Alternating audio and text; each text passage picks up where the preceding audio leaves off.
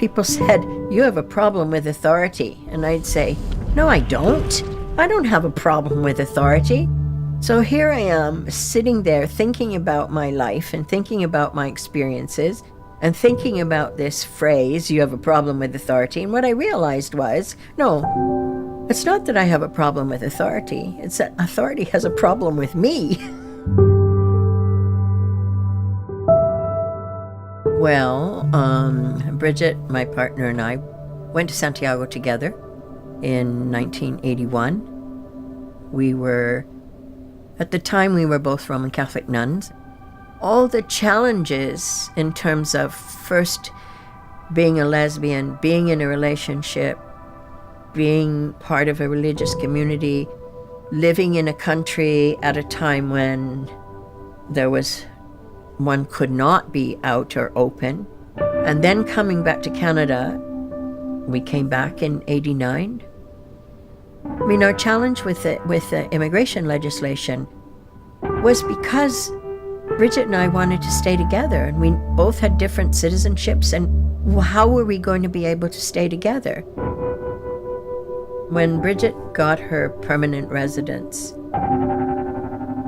it was at the time that there was the Outrights Conference taking place in the law courts in Vancouver. Bridget had been given her permanent residence, but the one thing that we hadn't been able to do was to change the law. I remember standing on that stage, and the one sort of thing that came out of my mouth, and I have no idea where it came from, was, this will not go away because we will not go away. Through our fighting to get Bridget her permanent residence, that we would get the legislation changed. And ultimately we did, but it took 10 years to actually get it done, right? But that statement about, okay, so we got what we needed, but that's only the beginning, and we're not going anyplace. And Sen Robinson said, when we were up on the stage, said, the Canadian government should have known better than to mess with two ex-nuns. So we continued to live and work together until the last maybe 3 years, when after she was diagnosed with dementia, when clearly we continued to be together, we just weren't able to live together, and then until she died this year in February.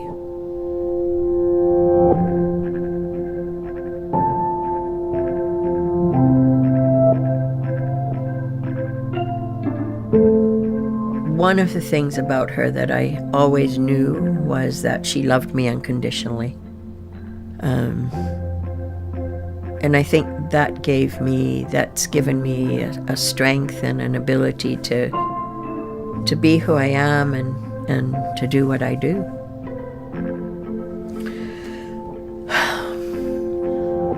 One of the things that I guess I am afraid of is the fact that in all my life I have never lived alone. I grew up in my family, I entered the convent, Bridget and I were together, and now since Bridget died, I'm alone. And I don't know how to be alone. I'm afraid of being alone. It's a struggle. And I'm afraid, I guess what I'm really afraid of is that I'm not going to learn how to do it. Yeah.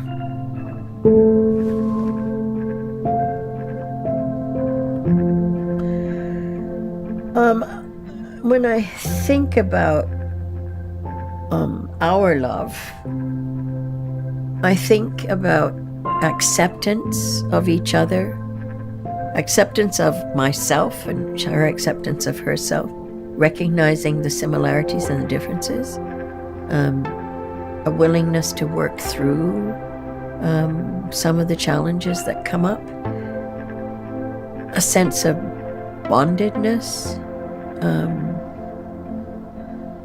I mean, clearly in the early years of a relationship, there's lots of emotional stuff and lots of lust and all that kind of stuff, the physicality of it. But as time goes on, that wears off. And so love becomes something, almost a choice and a decision that one has to make. Because it's just so easy when something comes up to say, oh, hell, I'm out of here, right? And so I think for me, love has much more to do with that almost that commitment to the oneself, the other person, and to the relationship. Yeah. I always knew. I knew that I could always rely on her to be there. I mean, was never a question for me. I know that she loved me unconditionally. Yeah. I hope she would say the same thing. But we hung in there.